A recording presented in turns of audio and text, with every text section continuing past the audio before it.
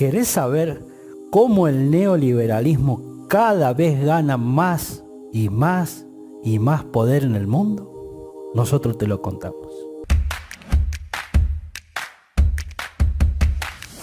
El neoliberalismo es un sistema muy eficiente e inteligente para explotar la libertad. Se explota todo aquello que pertenece a prácticas y formas de libertad, como la emoción, el juego y la comunicación. El neoliberalismo, como una forma de mutación del capitalismo, convierte al trabajador en empresario. El neoliberalismo, y no la revolución comunista, elimina toda la clase trabajadora sometida a la explotación ajena, o por lo menos eso intenta. Hoy cada uno es un trabajador que se explota a sí mismo en su propia empresa. Quien fracasa en la sociedad neoliberal de rendimiento se hace a sí mismo responsable y se avergüenza en lugar de poner en duda a la sociedad o al sistema que lo gobierna. En esto consiste la especial inteligencia del régimen neoliberal. No deja que surja la resistencia alguna contra el sistema. En el régimen de la explotación ajena, por el contrario, es posible que los explotados se solidaricen y juntos se alcen contra el explotador. En el régimen neoliberal de la autoexplotación, uno dirige la agresión hacia sí mismo. Esta autoagresividad no convierte al explotado en revolucionario, como se espera en algunos países actualmente, sino en depresivo. Ya no trabajamos para nuestras necesidades, sino para el del capital. El capital genera sus propias necesidades, pero nosotros, de forma errónea, percibimos como propia. ¿Queremos ser realmente libres? ¿Acaso no hemos inventado a Dios para no tener que ser libres? Frente a Dios, todos somos culpables, pero la culpa elimina la libertad. Ahora la culpa la vivimos de otra manera, y es el capitalismo que nos invita a ser en forma individual exitosos, emprendedores, libres, y nos endeuda. Y ahí viene otra vez la culpa. Otra vez la culpa. Walter Benjamin percibe al capitalismo como una nueva religión. Es el primer caso de un culto que no es expiatorio, sino culpabilizador, porque no es posible liquidar las deudas. Ya con esto intento resumir cómo el neoliberalismo es el mejor explotador de la supuesta libertad. Pero ahora nos metemos un poco a cómo lo utilizan ellos en lo comunicacional, a que nosotros nos dedicamos. Al principio se celebró la red digital como un medio de libertad ilimitado. Microsoft sugería una libertad y movilidad ilimitada en la web. Pues bien, esta euforia inicial se muestra hoy como una ilusión. La libertad y la comunicación se convierte en control y vigilancia total. También los medios sociales se equiparan cada vez más a los panópticos digitales que vigilan y explotan lo social de forma despiadada. Cuando apenas acabamos de liberarnos del panóptico disciplinario, nos adentramos en uno nuevo aún más eficiente. El panóptico era un tipo de arquitectura carcelaria ideada por el filósofo Jeremy Bentham hacia fines del siglo XVIII. Un panóptico es una construcción cuyo diseño hace que se pueda observar la totalidad de su superficie interior desde un único punto.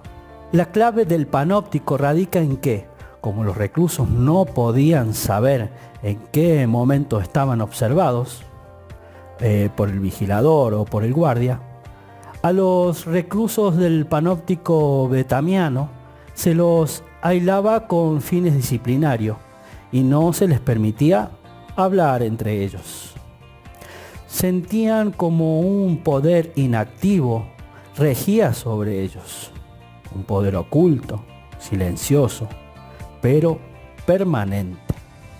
También tiene algo de similitud con la conocida novela de Orwell, el Big Brother o el Gran Hermano. Sabrán de qué les hablo, ¿no? De esta forma se lograban imponer las reglas. Se imponía eficazmente. Repito, se imponía. Como eran los gobiernos de aquellas épocas. El de la imposición. Hoy existe el panóptico digital, la más efectiva herramienta neoliberal. Los residentes del panóptico digital, por el contrario, se comunican intensamente y se desnudan por su propia voluntad. Igualan las comunicaciones y así la entrega de datos no sucede por coacción, sino por una necesidad generada desde el mismo capitalismo. Hoy nos ponemos al desnudo sin ningún tipo de coacción ni de prescripción. Subimos a la red todo tipo de datos e informaciones sin saber quién, ni qué, ni cuándo, ni en qué lugar se sabe de nosotros. Este descontrol representa una crisis de libertad que se ha de tomar en serio. En vista de la cantidad y el tipo de información que se da en forma voluntaria y se lanza a la red indiscriminadamente, el concepto de protección de datos de hoy en día se vuelve totalmente obsoleto. En eso estamos trabajando. Ya estamos inmersos en la época de la psicopolítica digital, en la época que el Big Data todo lo ve, lo sabe y que es capaz de adelantarse y hacer pronósticos sobre el comportamiento humano. La utilización de esta libertad en la comunicación hace que el Big Data convierta el futuro en predecible y controlable. El Big Data anuncia el fin de la voluntad libre que tanto nos dicen. Esa libertad que el neoliberalismo promulga hace a la persona menos libres que nunca. El smartphone o el teléfono es un objeto digital de devoción. Funciona como el antiguo rosario. Ambos sirven para examinarse y controlarse a sí mismo. El me gusta es el amén digital. Cuando hacemos clic en el botón de me gusta, nos sometemos a un entramado de dominación. El smartphone no es solo un eficiente aparato de vigilancia, sino también un confesionario móvil. Y Facebook es la iglesia. La técnica de poder propia del neoliberalismo adquiere una forma sutil, flexible, inteligente y escapa a toda visibilidad. El sujeto sometido no es siquiera consciente de su sometimiento. El entramado de dominación le queda totalmente oculto. De ahí que se presume líder. El poder inteligente, amable, no opera de frente contra la voluntad de los sujetos sometidos, sino que dirige esa voluntad a su favor. Es más afirmativo que negador, más seductor que represor. Se esfuerza en generar emociones positivas y en explotarlas. Globitos, alegría, fiesta. Seduce en lugar de prohibir. No se enfrenta al sujeto, le da felicidad. El poder inteligente se ajusta a la psique, en lugar de disciplinarla y someterla a coacciones y prohibiciones. No nos impone ningún silencio, al contrario, nos exige compartir, participar, comunicar nuestras opiniones, necesidades, deseos y preferencias. Esto es contar toda nuestra vida. Este poder amable es más poderoso que el poder represivo. Podemos ver las tres últimas formas de poder. Volviendo 2000 años atrás, el poder se dice que se utilizaba en nombre de Dios. La espada se utilizaba al que no cumplía con las imposiciones y seguido de la muerte, que era en nombre de él. Claro, en nombre de él. Después llegó el poder disciplinario, que cambió con la forma de producción más ajustada a la producción industrial. Esta requería disciplinar el cuerpo y ajustarlo a la producción mecánica. Esto se llamó biopolítica. Todas se aplicaban disciplinariamente, con una mirada a la población como una masa de producción. Hoy vemos cómo el neoliberalismo gana terreno en el mundo, y es que vienen utilizando una nueva forma de poder. Este se llama psicopolítica, con su más efectiva herramienta, el Big Data. A partir del Big Data es posible no solo construir el psicoprograma individual, sino también el psicoprograma colectivo, quizás incluso el psicoprograma del inconsciente. De este modo sería posible iluminar y explotar la psique hasta el inconsciente. El neoliberalismo pone todas sus energías al emprendedurismo, a nuevos éxitos individuales, el yo neoliberal, endeudándolo. Lo explota, pero de una forma para él voluntaria y apasionada. El yo como obra de arte es una apariencia hermosa, engañosa, que el régimen neoliberal mantiene para poderlo explotar totalmente. La técnica de poder del régimen neoliberal adopta una forma sutil. No se apodera directamente del individuo. Por el contrario, se ocupa de que el individuo actúe de tal modo que reproduzca por sí mismo el entramado de dominación que es interpretado por él como libertad. Total, si ese hombre hoy libre que se animó a ser, que tiene en su cabeza 16 horas al día en beneficio del capitalismo, un día fracasa, para él no fracasó el sistema, el gobierno. El fracaso es puramente de él y no sale a la calle a reclamar, sino más bien entra en depresión. El yo lucha consigo mismo como con un enemigo. Los viejos predicadores evangélicos del antiguo sistema de poder actúan hoy como managers de entrenadores motivacionales, coaching emocionales, y predican el nuevo evangelio del animate a ser y a hacer. La psicopolítica neoliberal está dominada por la positividad, tiran globos. En lugar de gobernar con amenazas, opera con estímulos positivos. No emplea la imposición, sino el me gusta. Con mucha atención, toma nota de los anhelos, las necesidades y los deseos que el Big Data le pronostica. La psicopolítica neoliberal es una política inteligente que busca agradar en lugar de someter. Todas las decisiones de compra y voto son emocionales y el neoliberalismo utiliza como nadie las emociones para generar las necesidades correctas en nosotros.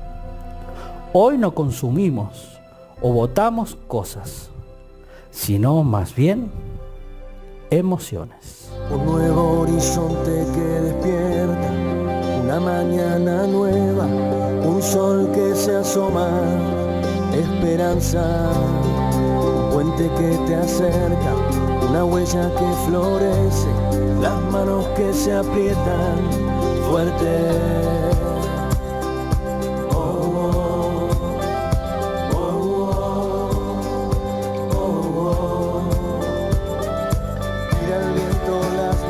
Semillas, deja que la tierra traiga la alegría con la nueva vida.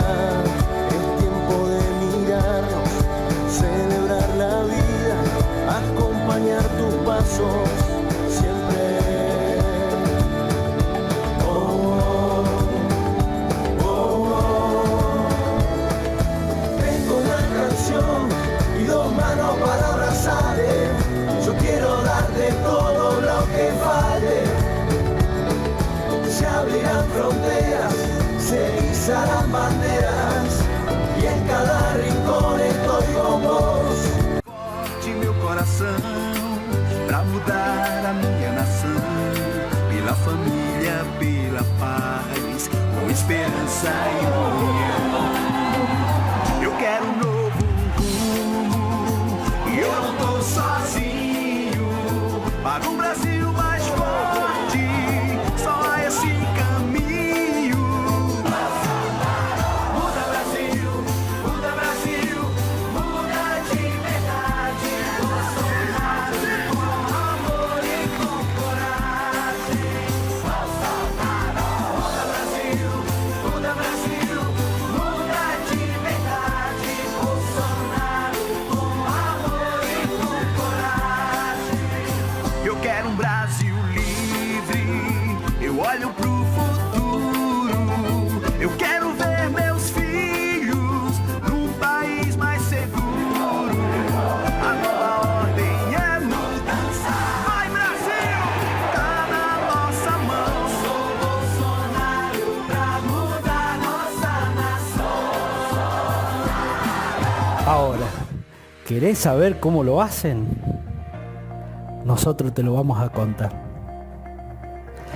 Se compran al Big Data 4 estudios fundamentales: observaciones semióticas, etnográficas, psicográficas y psicopatográficas. Con esos estudios, con esos paquetes de información que nos llegan, nosotros hacemos la microsegmentación. Dividimos, o ellos dividen, los padrones electorales y los microsegmentan. Con ello podemos dirigir cada mensaje a la persona que así lo quiere escuchar. Le vamos a poner de ejemplo una elección reciente donde se habló que se utilizó este sistema. Nos vamos a Estados Unidos. Donald Trump, Hillary Clinton. Norte de los Estados Unidos. Tras un estudio semiótico, se detectó en 3 estados que tenían algo en común. Eran los 3 estados con mayor obesidad: Wisconsin, Michigan y Pensilvania. Hillary no iba, eran bastiones de su partido impensables de perder. El equipo de Hillary hizo una encuesta y se dio cuenta que eran los estados más gordos. Y la gente en esos 3 estados decían que ella tenía el perfil de la mujer más preparada para gobernar. Entonces utilizó como estrategia enviar a la encargada de mover físicamente a los Estados Unidos y mandó a Michelle Obama, que también era muy querida. Michelle movilizó a la gente a hacer ejercicios. ¿Qué hizo el equipo de Trump? Ellos hicieron en esos 3 estados etnografía y se dieron cuenta que el problema era la obesidad. ¿Y qué fue a hacer él? Él sí fue, pero fue a comer. Los estudios etnográficos digitales que el Big Data entregó decían que los arquetipos más importantes de esos estados eran los carbohidratos y el nacionalismo. La comunicación microsegmentada a esos habitantes consistían en los carbohidratos, la banderita de los Estados Unidos y siempre con símbolos de poder. Él se mostraba en su avión privado y comía, comía y comía. Hillary, intentando ridiculizarlo, lo mostraba así: comiendo, comiendo y comiendo. Y Trump seguía respondiendo. ¿Cómo? Seguía comiendo, comiendo y comiendo. La inteligencia artificial que observó el inconsciente y subconsciente de esos 3 estados afirmaron que era lo que la gente más quería por esos lados. Y él fue a hacer resonancia. Comía y comía. Hillary ahí mismo perdió la elección. Algo totalmente impensado, pues ella solo se basó en las antiguas encuestas. La inteligencia artificial que se adentra en lo más profundo de cada ser ganó la elección. Vamos a entrar ahora a un capítulo importantísimo para que tengas en cuenta. Hay quienes dicen que el voto es una decisión. Y hay quienes decimos y afirmamos que el voto es un gusto. Los que dicen que el voto es una decisión se dedican a hacer encuestas. Son encuestadores cuantitativos y cualitativos. Los que decimos que el voto es un gusto, hacemos observaciones semióticas. Porque en vez de enfocarnos en los atributos de un candidato, nos enfocamos en los arquetipos. Los que creen que el voto es una decisión segmentan por edades, por demografía, clase social y otras antigüedades. Los que creemos que es un gusto, nos segmentamos por etnias, es decir, por grupos de valores culturales. Psicosegmentan o psicopatosegmentan por miedos, trastornos y esperanzas. ¿Querés saber cómo se construye una decisión? Nosotros te los contamos. Y los que creen que el voto es una decisión, ofertan algo. Yo te voy a dar más escuelas, obras. Mi perfil es el más correcto para ti. Están en permanente oferta. Nadie vota por esas ofertas. Ahora, ¿cómo se construye un gusto? ¿Cómo nosotros o el neoliberalismo construye un gusto para ganar elecciones? El gusto se construye con estrategias de resonancia y disonancia en la red, microsegmentando trastornos, por ejemplo. Se direcciona cada mensaje y con destino correcto. Se le hace al elector prisionero de su propio trastorno. Trump, por ejemplo, les enviaba a los paranoicos con alto grado de racismo y uno por día los siguientes videos. Hay consternación en Iowa por el desenlace de la desaparición hace un mes del estudiante de 20 años Molly Tibbetts. Su cuerpo sin vida fue encontrado en un campo de maíz. Hasta allí fue llevada a la policía por el hombre acusado de su muerte, un empleado de una granja lechera en la que llevaba trabajando varios años. Hasta Iowa se trasladó nuestro corresponsal Eni Pichardo. Buenas tardes, Eni.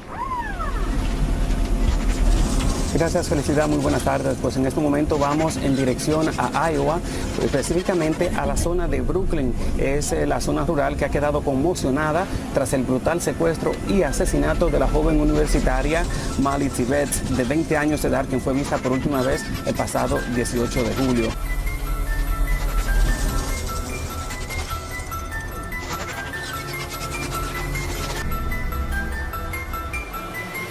El cuarto día les enviaba el más profundo misil emocional para que no queden dudas a quién tenían que votar. Estados Unidos no será un campo de inmigrantes y no será una instalación de detención de refugiados. No lo será. Si miras lo que está sucediendo en Europa, si miras lo que sucede en otros lugares, no podemos permitir que eso ocurra en los Estados Unidos, no bajo mi supervisión. Se comprobó que el 68% de los que ya tenían elegida a Hillary como próxima presidenta cambiaron radicalmente su voto. Con toda esta información que nos llega del Big Data, nosotros podemos hacer, o ellos hacen, dos cosas muy importantes. Utilizan la microsegmentación y hacen resonancia y disonancia. ¿Qué es la resonancia? Si pones dos violines uno al lado del otro y a uno de ellos le tocas la quinta cuerda, verás o escucharás que la quinta cuerda del segundo violín que está al lado también comienza a sonar sin ser tocada. Eso es resonancia.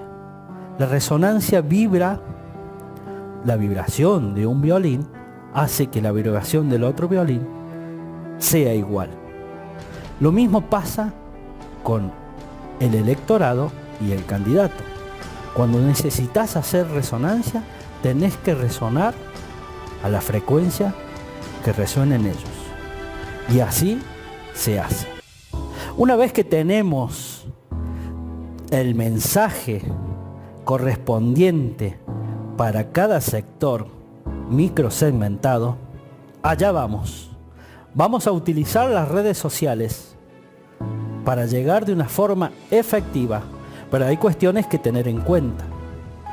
Cada red social tiene un código exacto para poder comunicar. Si no, la conexión no da resultados. Facebook. El 95% de los que están en Internet están en esa red social. Cuando entran en ella, su comportamiento mental es de una adolescente de 14 años. Todos estamos viendo si me gusta o no me gusta, si me invitan a una fiesta o no. Y es en este lenguaje y en esta razón mental en la que nos tenemos que comunicar en él. La edad promedio de los que navegan Facebook son de 29 años y su uso principal es entretenimiento, chismes y contacto.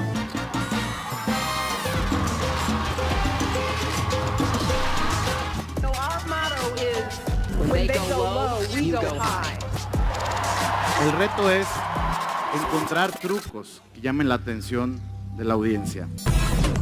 Hoy es viernes, el cuerpo lo sabe.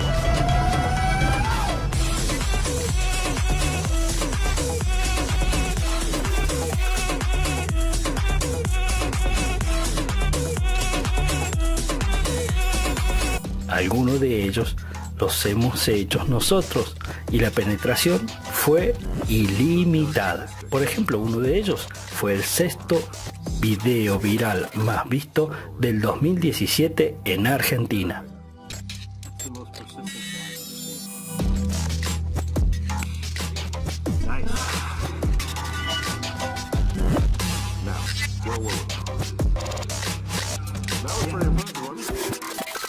I got the sucker. What do you think, Gibbs? That is very good. It's on, it's right there, right there. You want to film that? There it is. Twitter, información dura, trabajo, difusión, deporte y seguridad. También se utiliza para el bullying político. Instagram, con el 47% de penetración. Y si Facebook es un lugar donde la gente busca y tiene amigos, en Twitter la gente se cree periodista o escritor. En Instagram tenés que ser artista, creativo y es el mejor lugar para contar historias. Todo esto nos mete en un gran dilema. Estas grandes plataformas con los cuales hemos firmado contratos de información a cambio de publicidad y a cambio de 40.000 de nuestros datos, ya tienen la capacidad de manipular a cada uno de nosotros y la manipulación mundial. ¿O no te parece raro que cuando estás estresado, de pronto te llega una publicidad con ese soñado viaje relax? Entonces llegarán los derechos humanos de la 5ª generación, donde podrás tener la oportunidad de estar fuera de online o fuera de rastreo. La protección de datos tiende a ser un nuevo derecho humano. El Internet no para de cambiar. La sociedad que está en red define cada una de las elecciones.